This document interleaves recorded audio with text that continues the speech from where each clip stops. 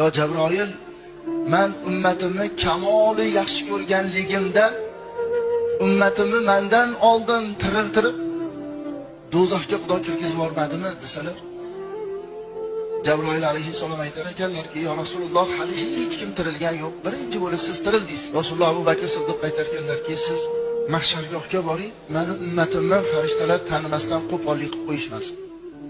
Yo Umar, siz Sirot ko'prigiga boring, oyog'i toyilib biror ummatim jahannamga tushib ketib qolmasin.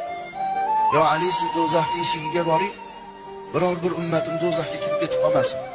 Yo Usmon, siz tarozini oldida turing, Alloh taolo meni ummatimdan birortasini do'zaxga hukm qilsa, kechirishligini siz so'rang, siz so'ragan narsani Alloh taolo bermaslikdan uyatadi deb 4 ta sahobani 4 ishga mas'ul qilib qo'yar ekan.